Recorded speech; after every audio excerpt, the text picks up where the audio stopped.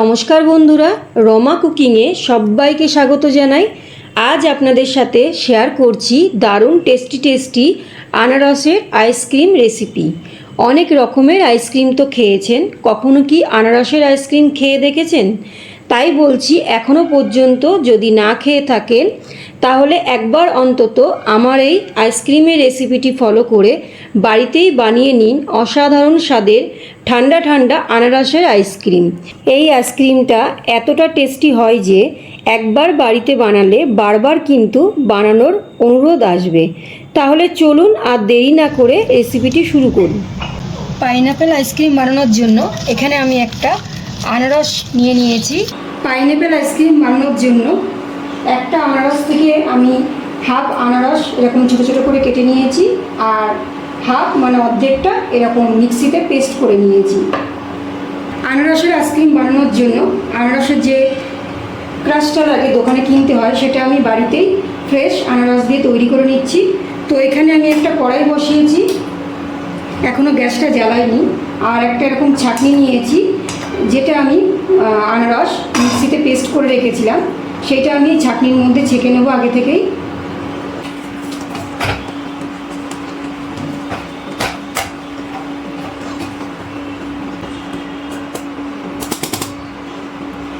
ছাঁকনি দিয়ে আমি ভালো করে কিন্তু ছেঁকে নিয়েছি।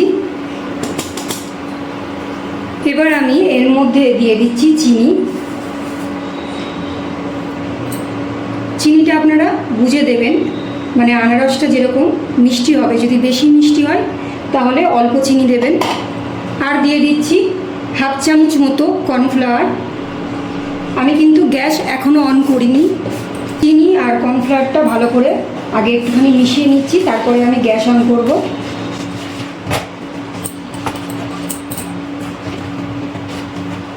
ভালো করে মিশিয়ে নিয়েছি, এবার আমি গ্যাসটা অন করব। গ্যাস অন করে নিয়েছি। এবার গ্যাসের ফ্লেমটা একদম লোতে রেখে আমি কিন্তু অনবরত নাড়াচাড়া করব।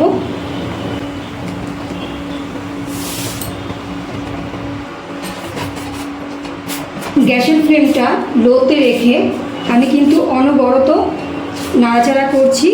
আর নাড়াচাড়া করতে করতে কিন্তু আনারসের মানে কালারটা অনেকটাই হালকা হলুদ হয়ে এসছে। এটা একদম ন্যাচারাল কালার। এবার এর মধ্যে আমি একটুখানি জেল ফুড কালার দেবো,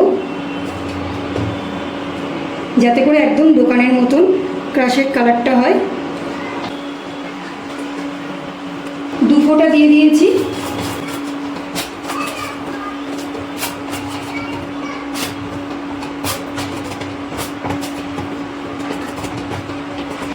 গ্যাসটা অফ করে দিলাম। আমাদের কিন্তু দোকানের মতো পাইনাপেল ক্রাশ একদম তৈরি।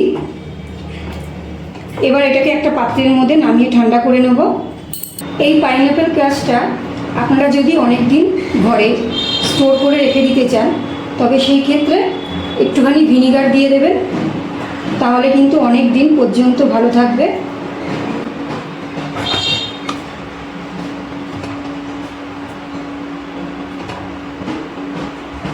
এই কড়াইয়ের মধ্যেই আমি যে ছোটো ছোটো করে আনারস কেটে রেখেছিলাম সেটা দিয়ে দিচ্ছি। এবার আমি বানাচ্ছি পাইনাপেল ফিলিং। আইসক্রিমের মধ্যে যদি এই টুকরো টুকরো আনারসগুলো মুখে বাঁধে তাহলে কিন্তু খেতে খুব ভালো লাগবে। তো আমি 1 কাপ ছোটো ছোটো কেটে রাখা আনারস দিয়ে দিয়েছি, আর হাফ কাপ দিয়ে দিচ্ছি চিনি, আর 1 চামচ দিয়ে দিচ্ছি কর্নফ্লাওয়ার। আমি কিন্তু এখনও কোনো গ্যাস অন করিনি। এবারে আমি গ্যাস অন করে নিচ্ছি, আর গ্যাসের ফ্লেমটা একদম লোতে দিয়ে দিয়েছি। এবার আমি ভালো করে নাড়াচাড়া করে মিশিয়ে নিচ্ছি সব কিছু। আর গ্যাসের ফ্লেমটা লোতে রেখেই আমি কিন্তু অনবরত নাড়াচাড়া করতে করতে চিনিটা গলিয়ে নেব।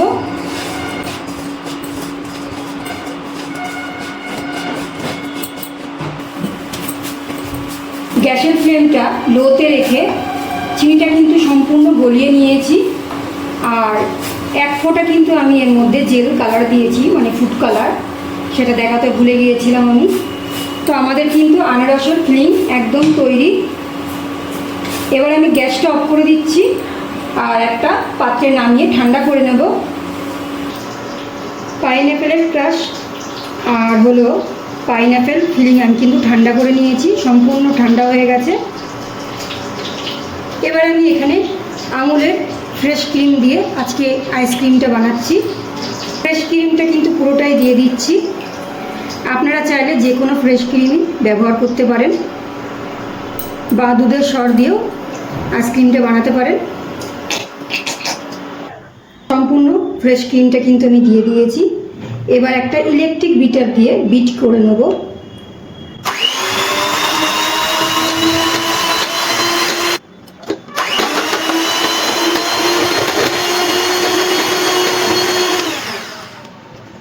এবার আমি এর মধ্যে দিয়ে দেব আমুলের কনডেন্স মিল্ক।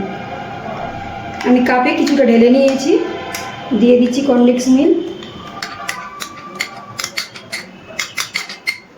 আবারও আমি ইলেকট্রিক বিটার দিয়ে একটুখানি বিট করে নিচ্ছি।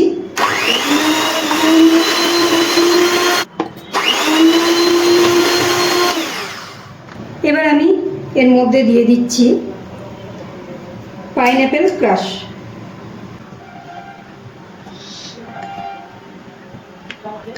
আপনারা কিন্তু এই পাইনঅ্যাপেল ক্রাশ বা এই ফিলিংটা দিয়ে আপনারা কেকও বানিয়ে নিতে পারেন, পাইনঅ্যাপেল কেক।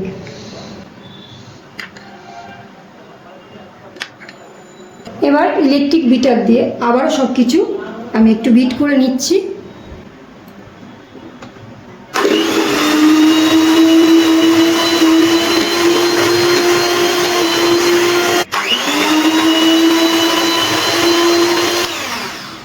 এবারে আমি এর মধ্যে দিয়ে দিচ্ছি পাইনঅ্যাপেল এসেন্ট। আপনাদের কাছে থাকলে দেবেন, না থাকলে দেওয়ার কোনো প্রয়োজন নেই। 3 থেকে 4 ফোঁটা মতো দিয়ে দিয়েছি। আর আইসক্রিমের কালারটা আর একটু সুন্দর করার জন্য দিয়ে দিচ্ছি আমি জেল ফুড কালার। এবারে সব কিছু আবার একটু মিশিয়ে নিচ্ছি।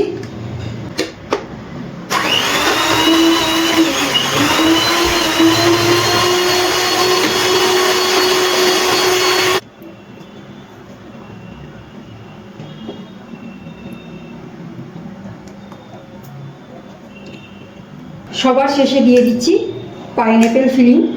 এটা কিন্তু মুখে পড়লে খুবই ভালো লাগবে। স্প্যাচুলা দিয়ে মিশিয়ে নিচ্ছি। আর কিন্তু ইলেকট্রিক বিটার দেওয়ার কোনো প্রয়োজন নেই।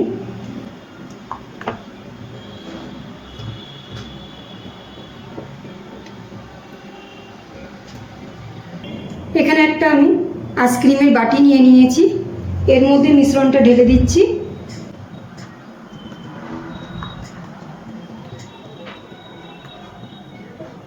এবার আমি উপরে এই ফিলিংটা আবারও দিয়ে দিচ্ছি।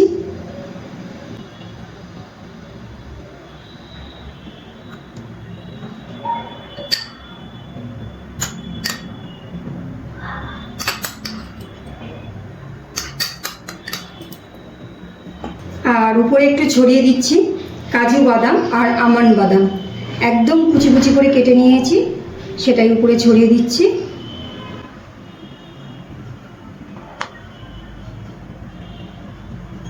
এবার আমি একটা ফয়েল পেপার নিয়েছি, যাতে করে আইসক্রিমের মধ্যে বরফ না জমে, তার জন্য এই ফয়েল পেপারটা উপর দিয়ে এরকম চাপা দিয়ে তারপরে আমি ঢাকনা দিয়ে আটকে দিচ্ছি।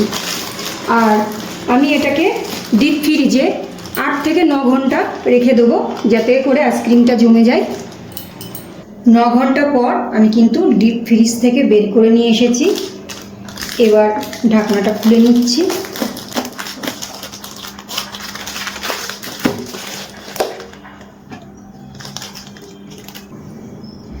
আইসক্রিমটা কিন্তু খুব সুন্দরভাবে সেট হয়েছে,